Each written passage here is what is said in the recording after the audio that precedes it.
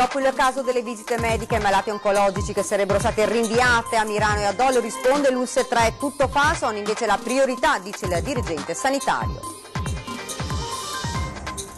A un mese dai danni del maltempo chiesti alla Regione dal sindaco di Jesolo diverse decine di milioni di risarcimento e ora si pensa di fare i pontili contro le mareggiate, dice.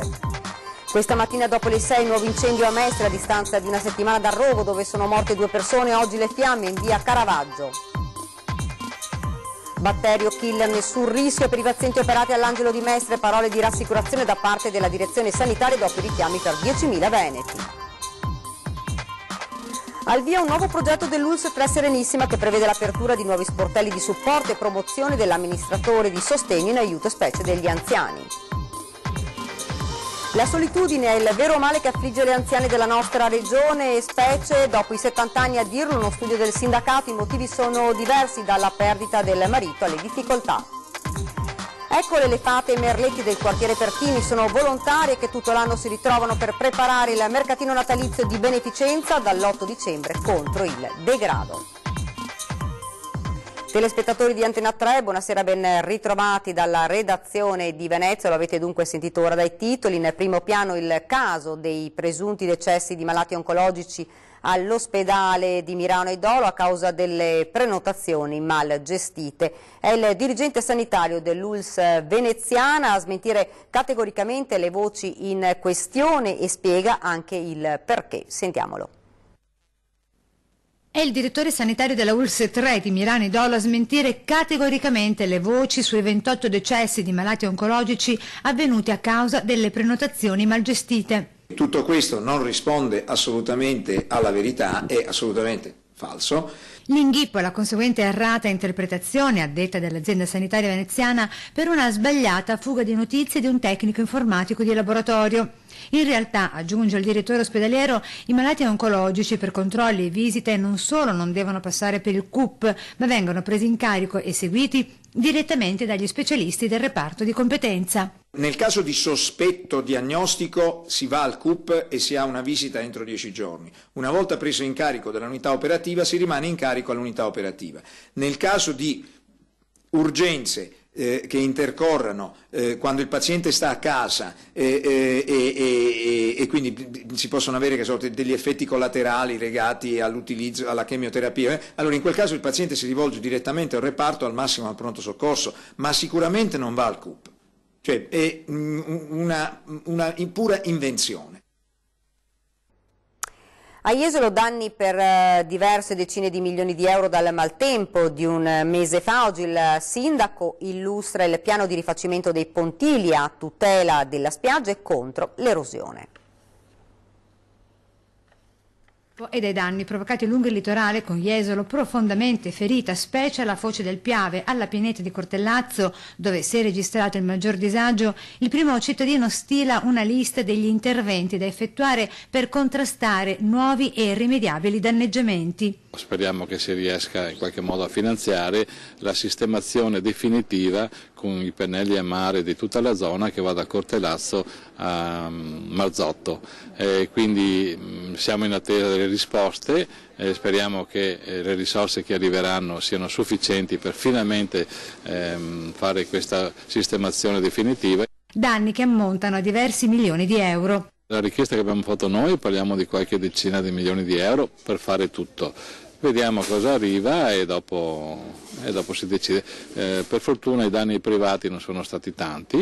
Intervento necessario, dice il sindaco, per evitare l'annosa e annuale spesa di diversi milioni di euro per il ripascimento della spiaggia, considerati gli oltre 140.000 metri cubi di sabbia portati via dal mare con l'ultima mareggiata di fine ottobre scorso. E in più di lasciare o rendere chi ha le attività su quella zona finalmente che possano organizzarsi per la stagione estiva futura senza paura appunto di queste mareggiate che purtroppo mentre qualche anno fa erano delle emergenze, ormai tutti gli anni 2 o 3 volte all'anno abbiamo queste mareggiate che purtroppo ci portano via tutta la sabbia e la spiaggia di quelle zone là. Continuiamo con la cronaca. Per la seconda volta in pochi giorni va a fuoco uno stabile utilizzato come riparo per persone senza fissa dimora. In questo caso nessuno però si è fatto male. L'intervento dei Vigili del Fuoco. È stato chiesto questa mattina poco dopo le 6 in via Caravaggio a Mestre. 9 operatori sono stati impegnati nelle ore di spegnimento dove il rogo aveva coinvolto cumuli di masserizie e rifiuti presenti nelle stanze. Le cause dell'incendio, probabilmente accidentali, sono al vaglio dei tecnici.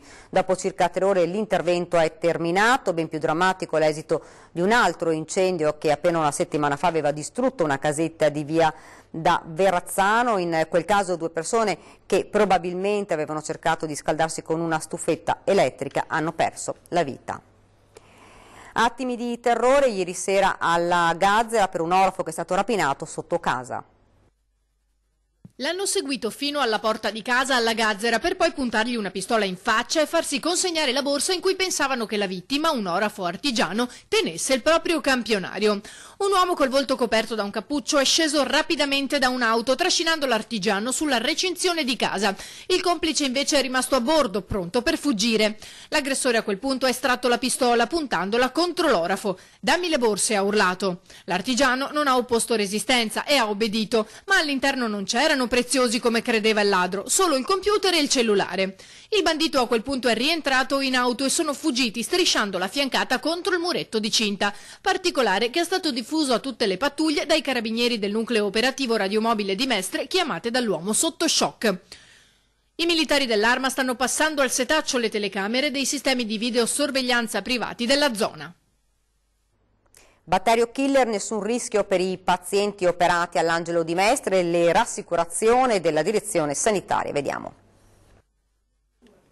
Nessun veneziano operato all'ospedale dell'Angelo a Mestre tra le 10.000 lettere con cui la Regione sta richiamando altrettanti pazienti operati di valvole cardiache tra il 2010 e il 2017 in cardiochirurgia, anche in altri ospedali veneti, e per i quali ora, dopo le 6 morti accertate dal purtroppo noto batterio killer, si teme il rischio contagio. È la stessa direzione sanitaria ad affermare che non c'è alcun rischio per i pazienti operati a Mestre. Nel veneziano non abbiamo avuto alcun tipo di segnalazione in merito, quindi non è stata fatta alcuna diagnosi su pazienti che sono stati operati quindi nella nostra zona. Quindi la comunicazione tanto alla Regione quanto al Ministero della Salute. La clamorosa decisione di Palazzo Balbi dopo la verifica che il batterio killer si è annidiato nei macchinari della Livanova Deutschland GmbH per il riscaldamento o il raffreddamento del sangue di pazienti che sono stati operati a cuore aperto e mantenuti in circolazione corporea.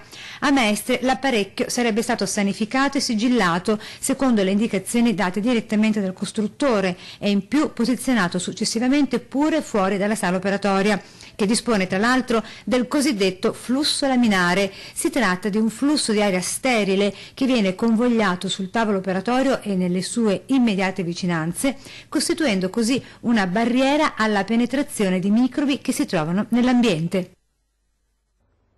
Al via un nuovo progetto dell'ULSS 3 Serenissima che prevede l'apertura di nuovi sportelli di supporto e promozione dell'amministratore di sostegno. A seguito di una legge regionale prende il via un progetto finalizzato a implementare la sensibilizzazione e la formazione degli amministratori di sostegno nell'ULSS 3 Serenissima, con l'apertura di nuovi sportelli. L'obiettivo è quello da un lato di favorire le attività di supporto, di formazione, di sensibilizzazione e di diffusione di questa figura molto importante per le persone più fragili. L'ultima rilevazione è della fine del 2016, abbiamo circa 4.300 nel territorio della provincia di Venezia, 4.300 amministratori di sostegno, quindi questo riguarda sia l'ULSS 3 che l'ULSS 4. E grosso modo il trend di nuovi amministratori, di un fabbisogno di nuovi amministratori è di circa 1.000 all'anno. Dati alla mano dunque la figura dell'amministratore di sostegno si rivela sempre più importante per dare supporto a chi ne ha bisogno. È molto importante perché noi ci troviamo ad avere sempre più persone che abbisognano di questa figura, cioè sono persone in condizioni di parziale non autosufficienza, quindi persone anziane. Abbiamo un territorio in cui, come dire, le persone anziane crescono sempre di più, ma anche persone disabili, persone con problemi di salute mentale, che hanno necessità di trovare in qualche modo un riferimento. L'amministratore di sostegno ha un incarico formale scritto con un decreto del giudice nel quale sono declinati non solo i problemi di patrimonialità ma anche esigenze di salute, anche esigenze di socialità, di socializzazione, per cui la situazione è molto complessa. Io prima nell'intervento ho precisato che è una sorta di protesi la figura dell'amministratore di sostegno, che non vuol dire badante, non è l'assistente presente 24 ore su 24, ma è la figura che risolve determinati problemi.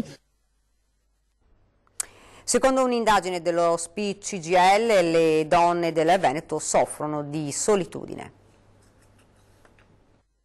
La solitudine è il vero male che affligge le anziane, soprattutto dopo i 70 anni, nella nostra regione. I motivi sono diversi, dalla perdita del marito alle difficoltà relazionali con i figli o familiari. Sono i dati che emergono da un'indagine svolta su 848 anziane della nostra regione, dai coordinamenti donne dello SPI-CGIL Veneto, e che variano da provincia a provincia. Se poi prendiamo ad esempio donne che vivono nelle zone di montagna, pensiamo alla nostra provincia di Belluno, no? Che sono proprio anche isolate fisicamente, no? Molto distribuite nei paesetti, case non vicine, eccetera, là il dato della solitudine è un dato più rilevante.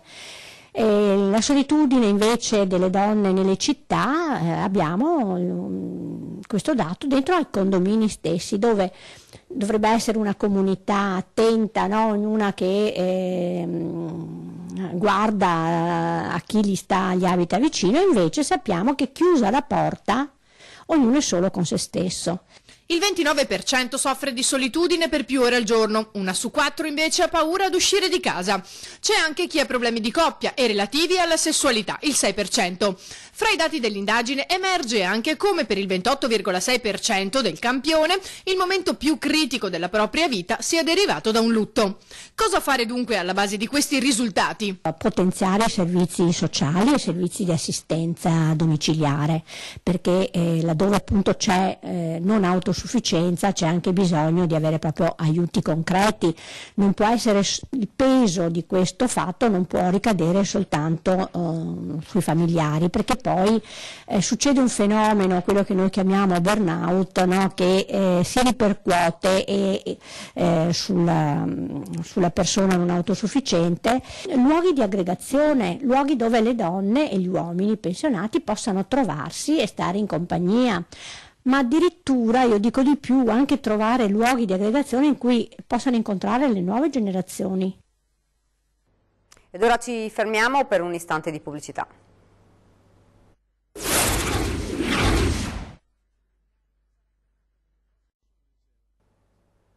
Rieccoci nuovamente in studio con l'edizione veneziana dei nostri telegiornali. Oltre 150 le famiglie dei nuovi poveri seguite dalla Caritas lungo il litorale.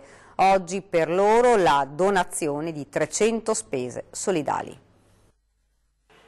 Tanti troppi nuovi poveri italiani, come non anche a Jesolo, dove le famiglie seguite dalla Caritas aumentano di anno in anno.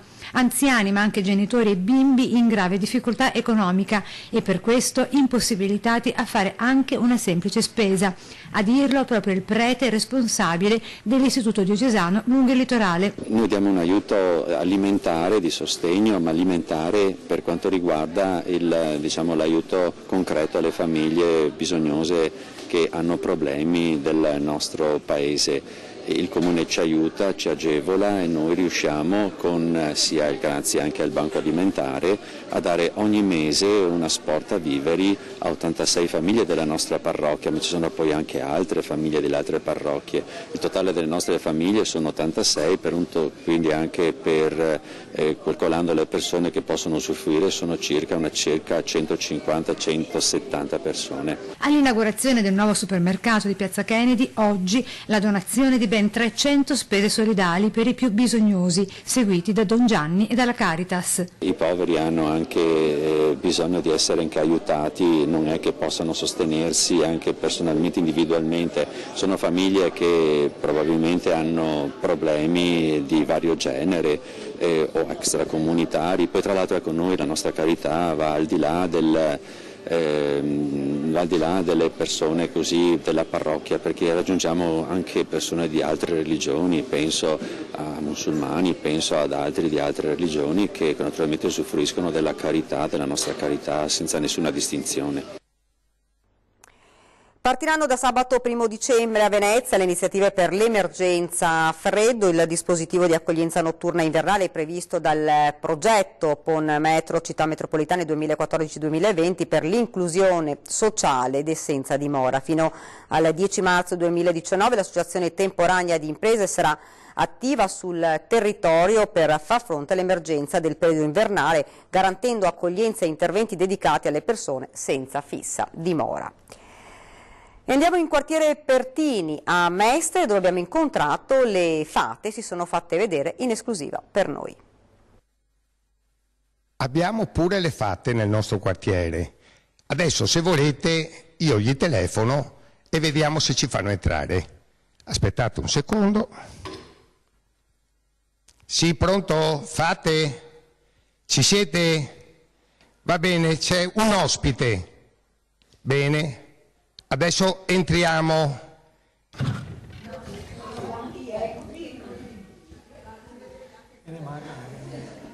Eccole le fate di quartiere Pertini, la loro magia è ovunque. Sono volontarie che tutto l'anno, ogni mercoledì pomeriggio, si ritrovano per preparare il mercatino natalizio di beneficenza che prenderà il via l'8 dicembre. Sto facendo, è stato fatto un ricamo e adesso l'abbiamo appoggiato su una stella di impanno e poi sarà un decoro da appoggiare su un albero di Natale, su una porta, insomma ognuno poi ne fa l'uso che ne ritiene più opportuno. Dalle bambole fatte interamente a mano alle statuine all'uncinetto per il presepe, le ciabattine da appendere, splendide sciarpe e molto di più. Tutto sarà a disposizione nel mercatino di Natale che inizierà l'8 dicembre e continuerà fino a poco prima di Natale. Ogni giorno, mattina e pomeriggio, tranne sabato e domenica. Saremmo felici se qualcuno venisse a trovarci, anche perché questi lavori sono stati fatti con tanto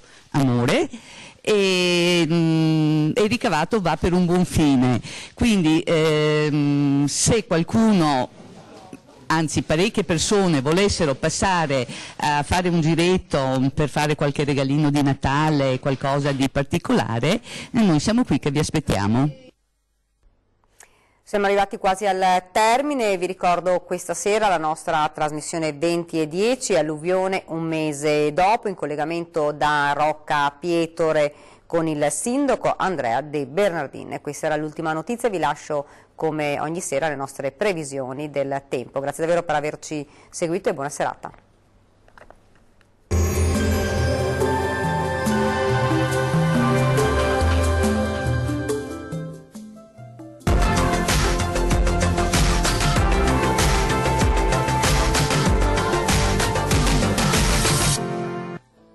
Ben ritrovati al meteo.